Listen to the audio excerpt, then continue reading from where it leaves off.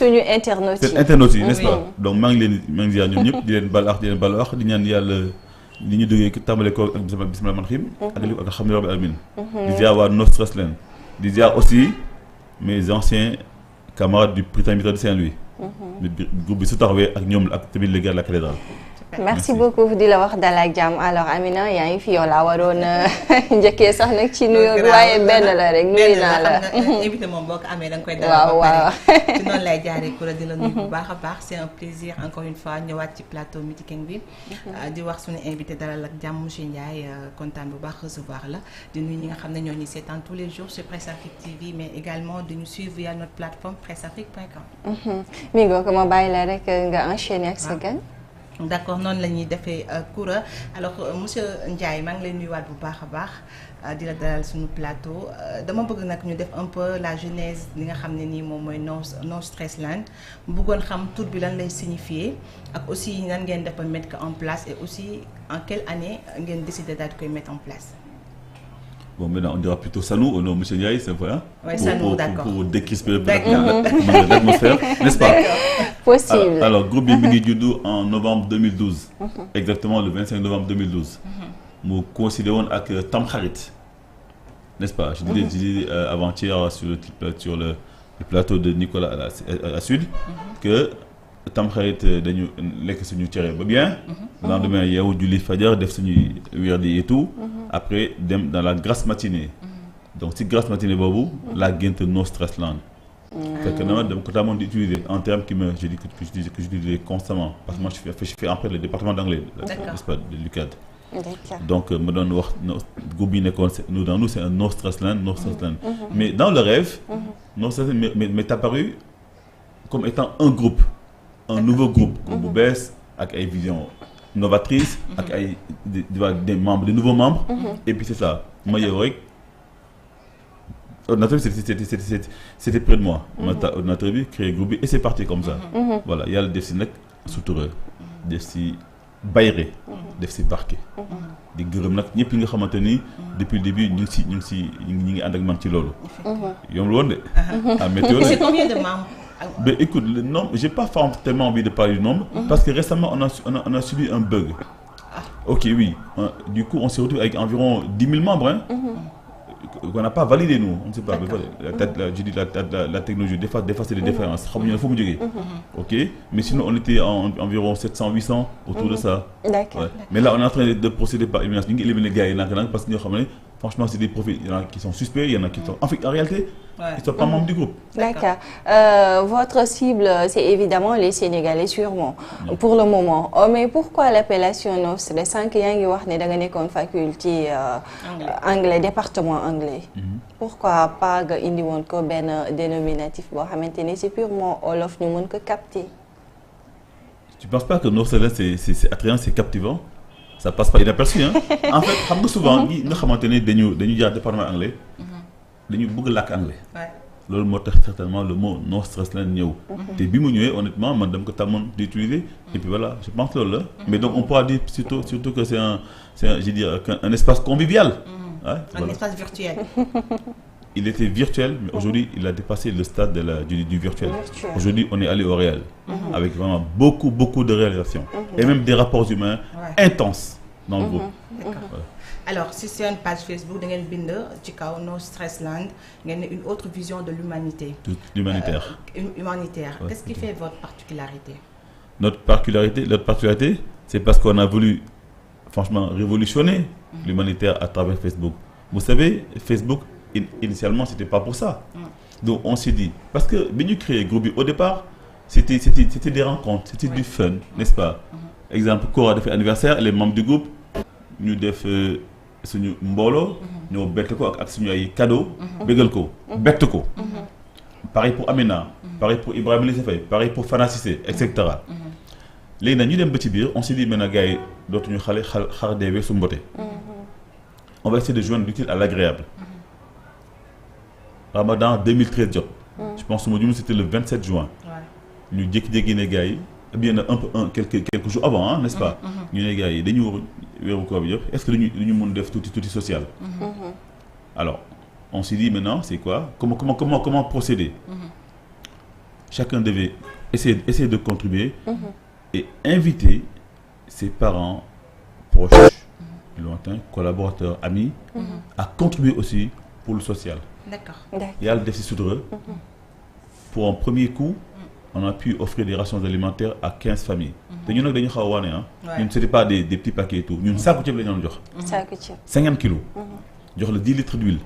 jox la grosse sucre 5 kilos loo xamante ne nit dina ko jël mu def ko effet positif. dina ko mën permettre mu dund dignement le Ramadan. sans tendre la main. Ça c'est la première année. La deuxième année. c'est allé plus fort. On a atteint plus du double. On est allé à 36 familles. 36 familles. D'accord. On nous dit bismillah. On nous dit souvent que association yu mel nii wala des organisations comme yi ngeen yore li ñuy jàppalante nit yi c'est entre eux yéen a koy collecter wala souvent da ngeen di am des appuis aussi parce que souvent dañuy gis yenn kuréel yi ci mel ni les fondations et autres ñoom aussi dañuy def yu nu mel ndax souvent yéen a ngi jëflante ak ñoom. jéem nañ ba sonn waaye nag pour être honnête. ñi ñuy dimbali bëriwuñu. des fois nag nga daje ñi ñuy dimbali ñu am maanaa. oui j'avoue moi j'ai des camarades yi nga xamante ni wala des ay nit yi nga xamante ni ñu baax la ñoo xamante ni jot nañu jàpp moo waral d'ailleurs à ce jour ñu mën atteindre suñu objectif. Sinon on n'en serait pas là. On ne bénéficie pas franchement de ces aides dont tu parles. Sinon voilà minime. Sinon pendant aussi quelques années quand même. am na beneen bu dañu doon may ndox. vraiment gracieusement chaque année. dañuy wax ñaata ngeen soxla ñu may ñu et même des fois plus parce que boîte boobu directeur général bi aussi c'est un ancien du Britannique. Vous voyez un peu ça vient de là les relations. Voilà et puis mais cette année par exemple je pense que am na évolution. ndaxte xam naa bëgguma citer ko mais je vais violer ce pacte. Parce que la première femme inspecteur des douanes elle s'appelle Faye Sène Fall da ngeen turam. Quand les Faye Sène Fall suñu rakk la suñu sœur elle est membre du groupe. D'accord. Tu vois un peu et puis elle a un frère qui a fait le Britannique donc du coup les liens sont forts. am na benn année dañu ma booleeg moom. ne ma demal Fary elle est là ku baax la demal seeti ko. Je la connaissais pas hein. C'était en 2014. ñu ñëwoon nañu compagnie de Mbour. ma dem seeti ko du coup. fekk juste avant 2 ou 3 jours avant dama jàlloon TFM. Elle a suivi l'émission. Alors du coup ça l'a accroché. ma ñëw elle me fait un chèque pour sa participation. dañu doon compagnie de Mbour mu ne justement je veux y aller yéen vous m'aidez à y aller d'une autre manière. Après moom récemment nag ay benn xaritam bu baax moo ñu dimbali mais ñu ay sàkku ceeb. loolu on l'avait jamais vécu. ku la may ay sàkku ceeb quand même hein je pense on a un peu plus de 2 tonnes. loolu c'est un bon début. waaye sinon aussi am na benn nitam boo xam ne doon nañu may ay provisions. Mais tout le reste ñoo koy collecté rarement nag nga gis benn bonne volonté def si benn exemple benn 200 000 benn 300 000 yu mel noonu. Voilà mais ñu si bëri ñun ñooy contribuer. D'accord. Comme on dit on contribue ñun. nos sas distribue. Et Allah rétribue. D'accord. Alors ñu gis ne depuis 2013 yéen a ngi def ay activités de don. yoo xam ne ngeen koy jox différentes couches de la société. yéen a ngi jox ñi nga xam ne mooy les détenus. yéen a ngi jox ñi nga xam ne mooy les talibés mais également li nga xam ne mooy les enfants malades de cancer. bàyyi woo leen sax veuve yi.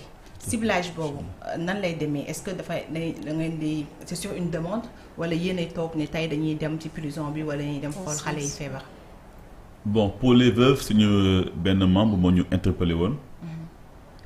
L'association des veuves bi nekk Thiaroye et tout. doon na baax ñu dimbali leen. loolu moo indi ñoom ñu boole leen suñuy mbir. Sinon pour les prisons ñun ñoo décidé de notre propre chef d'y aller. xale yi am cancer idem c'est au cours d'une réunion que liñ si waxtaanoon. temps yii sax siiwloo noonu on parle du centre Marie Curie mais après quand je me suis renseigné ñu ne centre Marie Curie mooy pour les personnes adultes. Mais par contre à côté am na l'institut d'oncologie pédiatrique. bu xamante ne xale yi ñoo fa nekk.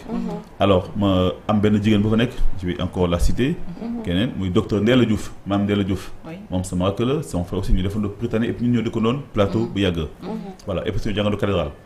Alors ma seeti maam Ndella mu ne ma wii sax ñoo fi nekk ak xale yi ba dem ak professeur Moreira ku baax. ñu yaatal ñu à se recevoir ñu yaatal ñu. wan ñu un peu comment ni mu demee. Depuis 2014 alors ñu fa doon dem. ba ñuy teg daan teg dañ fa dem. On y allait à quand même su ma jumul 9 wala 10 fois dem nañ fa. Comme je dis foofu mënoo fa teg tànk te doo fa dellu. Parce que cette situation je me suis écoute franchement c'est intenable. dafa métti des fois ay cas yoo xam ne dañu leen di xale bi il est en phase terminale. Donc dañ koy accompagner rek on en a vu des cas et des cas et des cas. ok xale les albinos pareil. albinos yi je pense que suñu benn jigéen bu fi nekkoon. moo bokkoon ak waa Takeifa. ok ci groupe xam nga Maketa et albinos. sama chéri loolu mais là on a quand même divorcé man ak moom. voilà donc benn année ñoom ñu woon dem si albinos yi nekk Ñaay Xay xam ngeen Ñaay Xay yéen. xam ngeen Ñaay Xay. Ñaay Xay non. il faut ngeen xam ko. c'est très loin. c'est pas loin justement c'est à 2 pas c'est un village bu nekk si wetu yoonu Yène bi. Yène moom c'est juste après Bargny. merci beaucoup. ouais donc Ñaay Xay près de Yène. benn village moo fa nekk et c'est un village où sont retranchés les albinos et leurs familles. foofu lañu nekk. d'accord voilà sooy dem Tubaab Jalaaw si yoon bi di nga ko gis da nga gis la plaque. mais je pense soo ko rombee soo duggee c'est à 4 ou 5 kilomètres ci biir ah. d'accord oui donc waaw ñoom foofu dañu dem fa demaat fa ba mu am fa doom. am naa fa doom bu ñuy wax Ndeye Ba. Ndeye Ba en fait non j'ai doom parce que. je l'ai adopté un peu voilà. son frère s'appelle Macky Sall. ñoom ñëpp ay pune lañu. en fait bii Macky ñëwee pouvoir la xale bi juddu. papa mu tuddee ko Macky te leneen Macky Sall xamu ko. malheureusement. d'accord. voilà donc pour les ça dem nañ aussi xale yi nekk Talibé Dabo. yëpp ñun ñooy waxtaan. même à Rufisque dernièrement. oui Rufisque oui tout à fait Rufisque hôpital Youssou Mbargane parce que justement depuis 4 ans j'habite Rufisque. ok et yàlla dogal nag dëggantaan maay président groupe bi nag. ma ne gars yi nag doon na baax ngeen may ma faveur. ñu dimbali nga xamante ni samay dëkkandoo lañu. Youssou Mbargane. moo wax ñu dem Youssou Mbargane sinon aussi on est allé à Albert Royer xam nañu baax a baax. Abass Ndao mais aussi yéen tamit bokk na ci les familles diminuées nga xam ne de Dakar. à penser à partir jusqu'à Saint-Louis da nga leen di dimbali. loolu weeru koor la. waaw mooy weer bi ñu nekk nii. weeru koor moo tax boobu man nag moom mooy suñu cëgal guy. n'est-ce pas. d'accord donc je veux dire 8. dans on est quoi le site aujourd'hui. dans 2 jours. le 8 mars samedi la ñuy def suñu départ. Sicap Baobab. daje ak la presse yéen. n'est-ce pas après ñu def. le zonage. après ku nekk am fi nga dem. ñu dem sillonner Dakar et sa banlieue. pour jox suñu ndimbal ñi nga xamante ne ñoom la ñu ciblé. ñun ñoo leen ciblé suñu bopp. bëgguñu sax nit ñëw parce que dafa am lu ñu yàlla bindee. suñu demee ba jàpp ni kii soxla na ko du ñu xaar yow nga ñu si ñun ñëw suñu bopp ci yow. voilà donc noonu après ñu ciblé famille après ñëw yóbbu leen suñu ndimbal. le charme dans cette affaire. c'est que ces familles ne sont pas prévenues. mais lenn moo si am mooy oui mais lenn moo si am mooy. koo doon dimbali. 2013. ba 2024. nga xam ko bañ ko xam 2025 moo lay xaar. dëgg la moo tax je dis toujours à mes amis yi nga xam ne ñoom ñooy contribuer ñoo ñu jàppale ba ñu réussir suñu action sociale. bu leen teggi seen loxo mun leen teggi seen loxo. soo leen teggi seen loxo. mooy ñun duñu dem. suñu demul mooy ñooñu si biir duñ si jot. te ñoom dañ ko soxla. donc ce qui veut dire que ñun. mais aussi chaque année famille démunie dañuy gën a yokk. dañuy yokk justement récemment am na ku ma ne mais sa famille yi ngeen jox est-ce que ñoom seen situation évolué wul. c'est ça ba ngeen mun changer. mais est-ce que yéen jàpp ngeen dafa changer pour man dafa empirer. justement oui dafa empirer pour man dafa empirer. c'est yow corrélation ban ngay def pour dire que dafa empirer situation économique du pays voilà. oui économique du pays déjà mais bon ça il faut dire que du lu bees je pense que depuis déjà. daa gën a métti dafa gën a métti. métti woon na gën a métti. alors donc ñooñu ñi nga xam ne ñi nga tàmm di dimbali. et tout peut-être que xale yi ils commencent à grandir écoute si on a commencé en 2013. xale yooyu maintenant ils ont quel âge ils vont avoir 13 ans. n'est-ce pas 13 ans 14 ans. donc ils ne sont pas à mon avis en âge d'être productifs ba mun yore en charge seen famille. et souvent c'est des familles nombreuses. moo tax ñun ñu leen di jox suñu dimbal di ñaan yàlla nag suñu loxo mës a tegee ko. d'accord incha allah. d'accord suñu jëlee contexte Covid 19 bi ñu gisoon ku nekk mi ngi doon sóob loxoom ci li nga xamante ne ni moom mooy askan wi malgré les risques yi nga xamante ne ni peut-être mënoon na ci am est-ce que yéen a ngi souvent tenir en compte les obstacles yi ngeen di rencontrer parce que vous avez appuyé à peu près 200 familles c'est ça. donc Covid dañuy wàññi ba 100. da ngeen wàññi parce que quand même c'était un peu dur dans le pays là. Covid dañuy wàññi ba 100. comment ça s'était passé aussi. naka ngeen doon jëflante ak ñi ngeen doon jàppale parce que gisoon nañ ni réew mi lépp a taxawoon. écoute mettre des masques c'est tout c'est premier n'est-ce pas doo même pas ces mesures barrières mais naka ngeen doon def ba génn ci pour mën a am ces dons là. mais je trouve que génnuñu ci parce que doon may ay 250. soo ñëwee ba 100 génnoo ci. n'est-ce pas mais en réalité. mbir bu sotti mbir yàlla la. yàlla xamul ku góorgóorlu. ku yàlla dimbali ñu xam. effectivement donc ñun am na ñoo xamante lu mu métti li benn waay waxoon nag suñu benn xarit dafa noonu ne dëkk bi lu mu métti boobu ñemewul nox sas lan nox sas comme je dis encore yàlla moo ko defal sutura ak bayre ak barke moo waral lépp lu ñu mu sóobu yàlla may ñu si ndam des fois day métti ñu dem ba ay à la dernière minute exemple dal nañu benn année ñu woon dem si femmes yi nekk en détention ba veille bi benn artiste lañu am muy les frères Guissé Cheikh. Donc yéen da ngeen di programmer pour après dem chercher les dons. Oui, bien sûr. D'accord. N'est-ce pas? Est-ce qu'il vous arrive parfois aussi ngeen di joxe xaalis maanaam espèce et nature ngeen bañ a joxe ces dons là? Oui, par exemple à Saint-Louis. Depuis quelque temps duñu dem on envoie on fait des transferts. Covid-19 bi. Pareil famille yu bëri yi nga xam ne jotuñu seen xaalis kii comment dirais-je la nii. je veux dire jotuñu assurance alimentaire. xaalis la ñu leen jox. am na année je pense que am na benn année ñu dimbali ay famille yu nekk Tamba. xaalis la ñu def par transfert la ñu def. aussi Kaffrine aussi. je pense que y a 2 années de suite yoo xam ne dañu leen dimbali. c'est par des transferts qu'on l'a fait. mais yéen a ngi tenir en compte aussi phénomène bi nga xamante ni souvent ci réseaux sociaux yi sax lañ koy gën a nemmeeku maanaam nit ki jox la numéro boo xamante ne ça lui appartient pas wala ñu dóor leen ci en quelque sorte ni ñu koy tuddee rek suñu langage bi. bon kuy def lu baax doo bañ ku lu dóor dina am c'est clair mais su la ñaar dóoree jàpp ni sang yi c'est des gens qui en ont besoin. day am des fois il faut nga familiariser sur certains détails. ci la bokk. il faut du tout pour faire un monde. mais comment vous identifiez ces familles-là parce que tey yow mi nekk Dakar. ki nekk Tamba wala ki nekk Fongolemi comment vous faites pour savoir. mais ñooñu justement c'est des recommandations.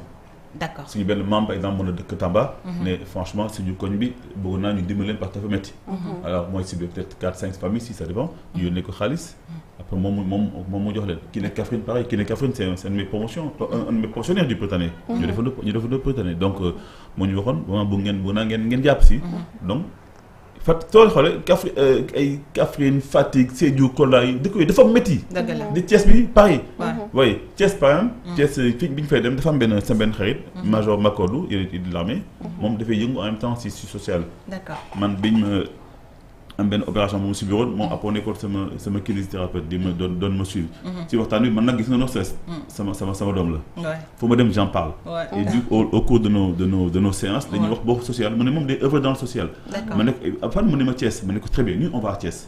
ciblé ay familles yoo xamante ni dañu nekk dans le besoin ñun on va les aider donc ça ñun on xamuñu leen. d'accord mais ma foi bi ñu fa demee même waa Thiès mes amis Kébé Thiès dañu ne xamuñu zone yi.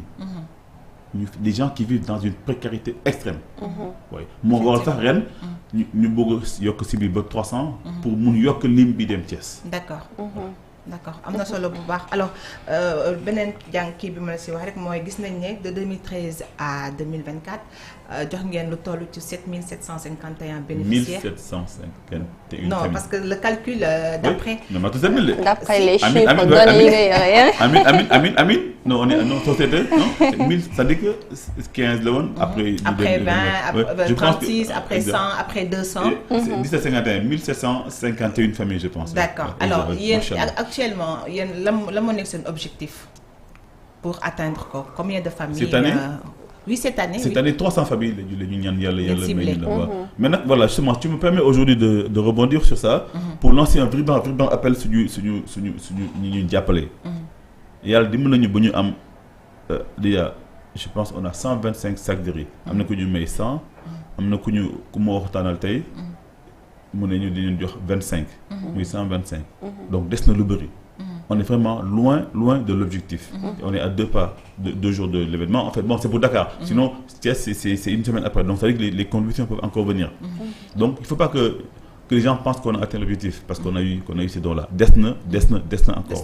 Ici, on diapo, ken warul teggi loxom. Ku yokul waro wañi. D'accord. Et par souci de transparence, nan ngeen di def pour que par exemple un Sano qui reçoit un 500 000 ou un 300 000 mu verse ko pour que vraiment ñu wax ne li nga xam ne am nañ ko comme don moom la ñu génnee pour ñu bañ Sano bañ ko wàññi def ci poche am.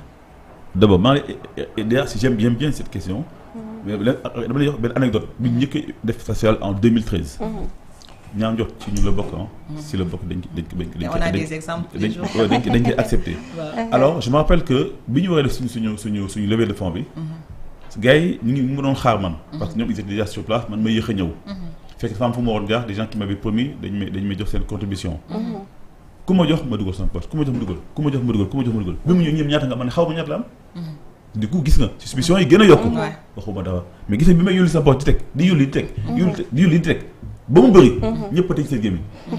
waaye benn man maay président bi mais yàlla dafa defal tamit lépp sama loxo lay jaar pratiquement. D'accord. Ok. Aussi loo commencé 2013.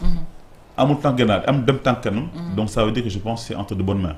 damay wax gars yi toujours parce que quand même dafa chaque jour dañuy dégg ay scandale. oui am na ci wàllum social mi nga xam ne da ngay joxe da ngay demander ñu joxe ay dons.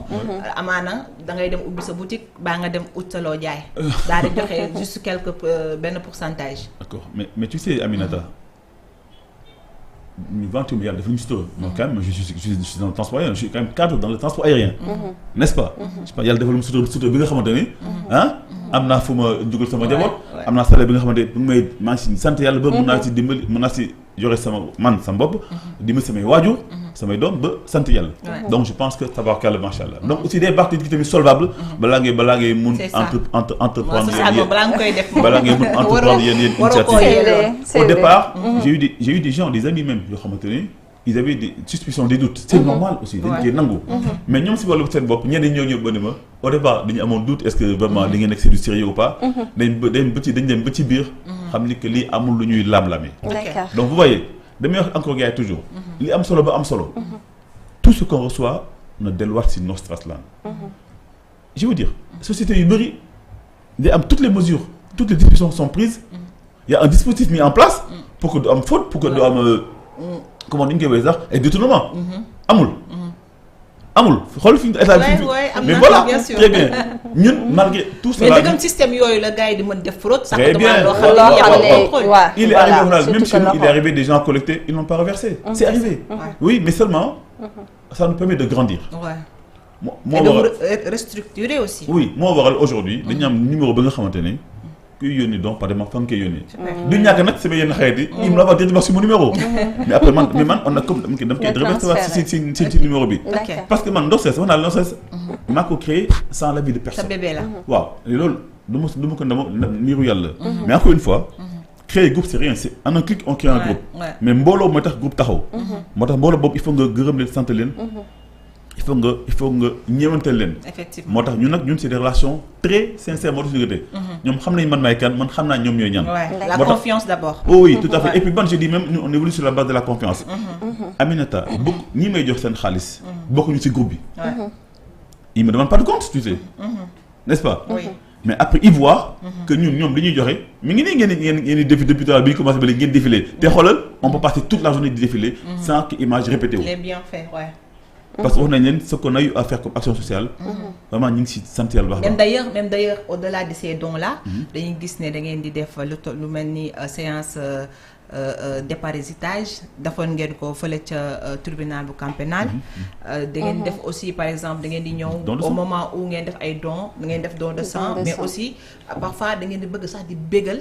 ñenn ñi comme prison ba da ngeen di def parfois ay concerts et tout. Ah oui. La particularité action sociale non certaine à la prison justement. mooy que ñun quand on vient de juste ay dons c'est une journée. de liberté d'ailleurs ñun ñu ngi ko yónnee il faut ngeen bu leen sàcc ñu ngi ko tuddee journée de la femme en détention.